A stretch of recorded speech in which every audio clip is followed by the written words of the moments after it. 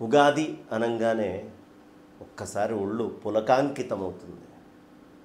ఎంత పులకరింత వస్తుందయ్యా అంటే, నిన్నటిదాకా ఎండిపోయి వాడిపోయి కిందకి పడిపోయినటువంటి ఎండుటాకుల నుంచి ఒక్కసారి చిగురిస్తున్నటువంటి ప్రకృతి యొక్క పచ్చదనం ఎంత ప్రకృతి పులకరిస్తూ ఉంటుందో అంత శరీరమునందు కూడా పులకరింత వస్తుంది. ఏమిటి ఈ యుగాది యొక్క ప్రత్యేకత? ఎందుకంత పులకరింత వస్తుంది అంటే, పండగలన్నిటికీ ఆది పండగ ఇదా అన్నట్టు ఈ సంవత్సరంలో రాబోయేటటువంటి 50 పైచిలకు పండగలన్నిటికీ కూడా ఇది చాలా ప్రధానమైనటువంటి పెద్ద పండగలాగా మనందరికీ గోచరిస్తూ ఉంటుంది. ఉగాది అంటే ఈ యుగము ఎప్పుడు ఆది మొదలైంది అనే విషయాన్ని మనకు తెలియపరిచేటటువంటి పండగ. ప్రస్తుతం ఇప్పుడు వచ్చినటువంటి పండగ మనకి గుజరాత్, బాంబే, కర్ణాటక అంటే మహారాష్ట్ర, కర్ణాటక, ఆంధ్ర, తెలంగాణ ఈ రాష్ట్రాల దాకా చాలా విశేషంగా జరుపుకునేటటువంటి పండగ. కారణం, మనం చాంద్రమానం ప్రకారం మొత్తం లెక్కలు వేసుకుంటాం. కొంతమందికి ఈ పండగ వైశాఖ మాసంలో, ఇంకొంతమందికి ఆషాఢ మాసంలో, మరికొంతమందికి మార్గశీర్ష మాసంలో, ఇలా మాఘమాసంలో రకరకాలుగా వస్తూ ఉంటుంది. కార్తీకంలో కొంతమందికి. ఈ తేడా ఏమిటయ్యా అంటే ఏమీ లేదండి. సూర్యనారాయణమూర్తి నుంచి లెక్క వేసుకుంటూ వెళ్తాం. మంది చాంద్రమానం కాబట్టి చంద్రుడి నుంచి లెక్క వేసుకుంటాం.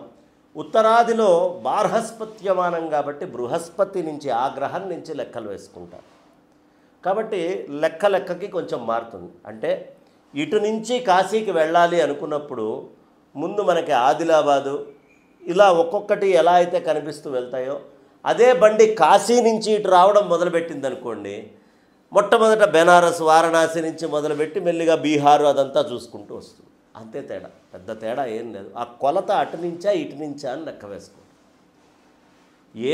ఏదైనప్పటికీ తెలుగు వాళ్ళందరూ ఆనందపడే పండగ. ఈ యుగాది ఎందుకు చేసుకోవాలయ్యా అంటే, కాలము అనేటటువంటిది పుట్టింది ఎప్పుడు? యుగం ఆరంభమైతే కాలం పుడుతుంది, లేకపోతే మొత్తం ప్రళయకాలంగా ఉంటుంది. అంటే అంతా చీకటి, ఇక ఆ కాలంతో ఎవరికీ సంబంధం లేదు. కానీ మనిషి వాడుకొని సత్కర్మలు ఆచరించాలి అంటే బ్రహ్మ యొక్క ఆయుర్దాయం నుంచి మొదలుపెట్టి ఈ యుగ ఆది ఎప్పుడైందో అప్పటి నుంచి లెక్కేసుకుంటాం. అందుకని కాలాన్ని కొలిచేటటువంటి పండగ యుగాది పండగ. కాలాన్ని కొలవకుండా మనం ఏ రోజు బతకలేంగా. ప్రతి వాడికి ఇవాళ తిథి ఏమిటి అంటే, ప్రస్తుత కాలం డేట్ అని రాసుకుంటున్నారు, కానీ అసలు డేట్ కాదు, తిథి.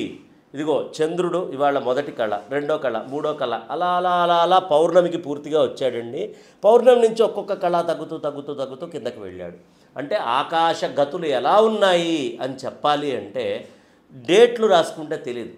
మన పూర్వం వాళ్ళు, పెద్దలైనటువంటి వాళ్ళు, తిథులు వాళ్ళు పాఠ్యమి అనగానే చంద్రుడు ఇలా ఉంటాడు అని ఇక్కడ కూర్చొని ఆ తిథిని బట్టి కాలమానాన్ని మొత్తము చెప్పగలిగేటువంటి స్థితిలో మన పంచాంగం ఉండేది. ఏం వారము అది ఇవాళ కూడా అవసరమే. కాబట్టి వారం ఏమిటి అనే విషయం తెలుసుకోవాలి. నక్షత్రం ఏమిటి అంటే, ఏ నక్షత్ర మండలం మధ్యలో ఇవాళ సూర్యనారాయణమూర్తి కానీ చంద్రుడు కానీ మనకు గోచరిస్తున్నాడు.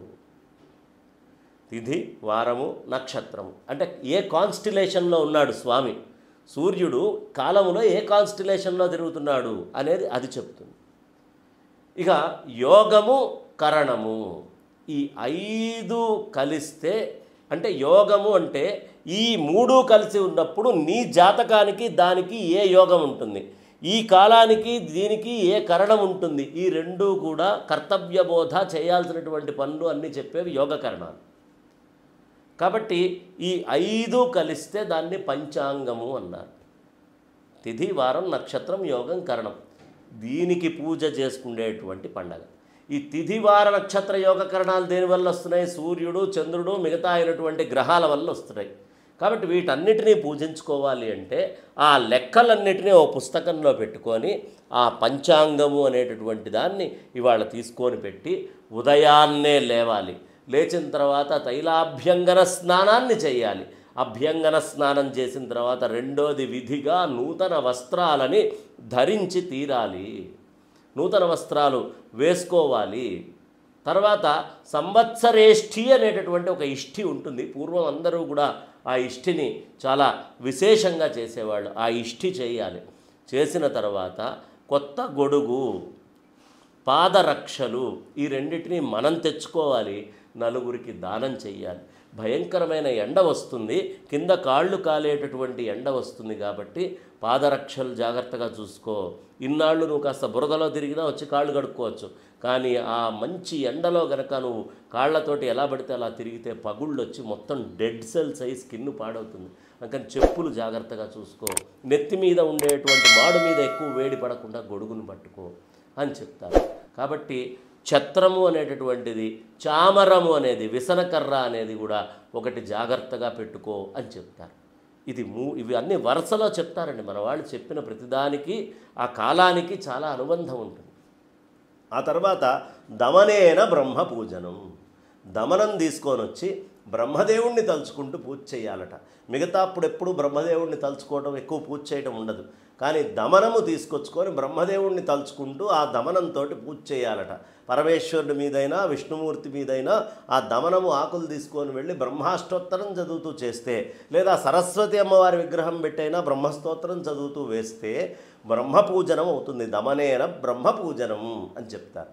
కాబట్టి దమనంతో బ్రహ్మపూజనం చేయాలి.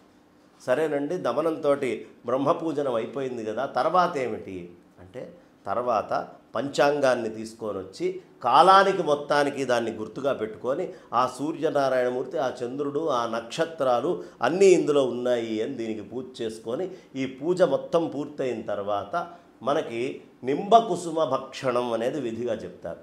ఇక్కడ షడ్రుసోపేతమైనటువంటి షడ్రుచులతోటి కూడినటువంటి పదార్థాలని తీసుకొని వచ్చి, తీపి నాకు ఇష్టమండి, వగరు నాకు ఇష్టమండి, లేదు నాకు కొంచెం ఉపదనంగా ఉంటే ఇష్టమండి, లేదు నాకు కారం అంటే బాగా చాలా ఇష్టపడతానండి అని చెప్పేటటువంటి వాళ్ళు ఉంటారు. లేదండి నాకు పులుపు అంటే ప్రాణం, పులుపు ఎలా అయినా సరే ఉండి తీరాల్సిందే, ఇలా నీకు ఏ రుచి ఇష్టమైనా సరే ఈరోజు మాత్రము అన్ని రుచుల్ని ఓ దగ్గరకు తీసుకొని వచ్చి చేదుతోటి సహా ఆరిటిని ఓ దగ్గర పెట్టుకో, నింబకుసుమ భక్షణం అనేది చెయ్యి. మిగతా అప్పుడు చేదు తినడానికి ఎవడు ఇష్టపడ్డు, కానీ ఇవాళ తినాలి, చేదుని కూడా తీసుకొచ్చుకో అని నింబకుసుమ భక్షణం. అదే కొన్ని చోట్ల మనకి చియూత భక్షణం అన్నారు, అంటే మామిడి యొక్క ఆకుని తినడము అనేది, లేత ఆకుని, ఇది ఒక సంప్రదాయంగా ఉంది. కాబట్టి ఈ షడ్రసోపేతమైనటువంటి షడ్రుచులని తీసుకొచ్చుకొని ఒక దగ్గర పెట్టుకొని స్వామికి పూజ చేసి, దాంతోపాటు పానకం వడపప్పు పెట్టుకొని అవి తీసుకో. పానకం వడపప్పు ఎందుకు వస్తోంది ఎండాకాలము, చలవ ఎలా చెయ్యాలి అనే విషయం తెలుసుకో అనే విషయం కోసం గుర్తు చేయడానికి ఇవి పెట్టి పూజ చేసుకొని ప్రతి వాళ్ళు పంచాంగ పఠనం చేయాలి. బయట ఉన్న ప్రపంచ పరిస్థితి ఏమిటి, చుట్టుపక్కల ఉన్న గ్రహాల పరిస్థితి ఏంటి, ఆ గ్రహం నా మీద ఎలా పనిచేస్తుంది, లేదా ఆ గ్రహం నా ఊరి మీద ఎలా పనిచేస్తుంది, నా రాజు మీద ఎలా పనిచేస్తుంది, ఇవాళ ఉండే బయట వాతావరణం నా నేల మీద ఎలా పనిచేస్తుంది, ఎలాంటి పంటలు పండబోతున్నాయి, దీనికి ఉండేటువంటి రాజు ఎవరు, దీనికి ఉండే మంత్రి ఎవరు, దీనికి ఉండేటువంటి వాతావరణం ఏమిటి, ఇవన్నీ కూడా మనం తెలుసుకోవాలి. దీంట్లో ఎట్టి పరిస్థితుల్లో అనుమానమే అక్కర్లేదు, ఇవన్నీ మనం తెలుసుకొని తీరాలి.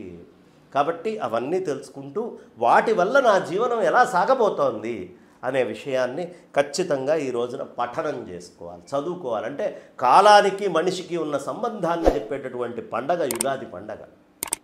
కాబట్టి ఆ విధమైనటువంటిది మొత్తం చదువుకొని తర్వాత ప్రపాదానము అని చేయాలి. ప్రపాదానము అంటే ఏమిటో తెలుసా అండి, కుండని ఖచ్చితంగా నీళ్లు పెట్టి, బాగా కొత్త కుండలు తెచ్చి వాటిని శుభ్రంగా నీళ్లతోటి కడిగి నీళ్లు పెట్టి, బయట వెళ్ళే బాటసార్లకి, నీ ఇంటికి వచ్చేటటువంటి వాళ్ళకి ఆ కుండలో నీళ్లు ఇవ్వటము అనేది ఓ ఖచ్చితమైన ఆచారంగా ఈ ఉగాది నాడు మొదలు పెట్టాలండి. అంతకు ముందే కొనుక్కొచ్చుకొని ఈ శనివారాలు కాకుండా యోగ్యమైనటువంటి వారాలు చూసుకొని తెచ్చుకొని అది పెట్టుకొని ప్రపాదానము అనేటటువంటిది చేయాలి. తర్వాత రాజదర్శనం, ముఖ్యమంత్రులు కానివ్వండి, గవర్నర్లు కానివ్వండి, లేదు ప్రధానమంత్రి అయినా, అంతకంటే గొప్పగా రాష్ట్రపతినైనా ఇవాళ రోజున దర్శనం చేస్తే చాలా విశేషము అని మనకి పెద్దలందరూ చెప్తూ ఉన్నారు. కాబట్టి రాజదర్శనం అనేది ఖచ్చితంగా ఇవాళ రోజున చేసి తీరాలి. ఇక రాజదర్శనం అయిన తర్వాత మనమందరము తలుచుకోవాల్సినటువంటి ప్రధానమైనటువంటి విషయం ఏమిటి అంటే బంధువులు, మిత్రులు, నీ సన్నిహితులు అందరూ బాగా ఉండాలి అని మనస్ఫూర్తిగా ప్రార్థన చేసుకోవాలి. వాళ్ళ భగవంతుణ్ణి, కాలపురుషుణ్ణి. నేను ఒక్కడిని బాగుండటం కాదు, నా చుట్టుపక్కల ఉండేటటువంటి అందరూ బాగుండాలి అని వసంత ఋతువు యొక్క వసంత నవరాత్రుల యొక్క కాలం మొదలైంది. అందరి జీవితము వసంతమయంగా ఉండాలి అని కోరుకుంటూ ప్రతిగృహ ధ్వజారోహణం, ప్రతి ఇంటి మీద ఓ జెండా పెట్టాలి. ఇవాళ జెండా పెట్టడము అనేది నిర్ణయ సింధు, ధర్మసింధు అనేక గ్రంథాల్లో ప్రత్యేకంగా ప్రతిగృహ ధ్వజారోహణం అనేది చెప్తారు. ప్రతి ఇంటి మీద ఒక ఆంజనేయ స్వామితో ఉండేటువంటి జెండాని తీసుకొని ఖచ్చితంగా పెట్టుకోవాలి అని మనకి పెద్దలందరూ చెప్తూ ఉంటారు. కాబట్టి ప్రతిగృహ ధ్వజారోహణం చేయాలి. ఈ విధంగా ఉగాదిని మనం కనుక గడుపుకుంటే మనమందరం శాలివాహన శకానికి చెందిన వాళ్ళం. ఉత్తరాది వాళ్ళకి పండగ మారటానికి వాళ్ళకి విక్రమార్క శకానికి చెందిన వాళ్ళు. విక్రమార్క శకానికి శాలివాహన శకానికి ఉండే మార్పుల్లో భాగమే ఈ యుగాది మనకి ఈ సందర్భంలో రావటం. నర్మదా నది ఆ పర్వతాలు, వింధ్య పర్వతాలు దాటిటి వస్తే మొత్తము అంతా కూడా శాలివాహన శకం. ఆ నర్మదా నది అటువైపు దాటి పక్కకు వెళ్తే విక్రమార్క శకం. కాబట్టి అద్భుతంగా ఈ యుగాది పండగని మనమందరం ఈ విధంగా గడుపుకోవాలని, బంధుమిత్రులతోటి కలిసి ఆనందంగా ఉండాలని యుగాది శుభాకాంక్షలు.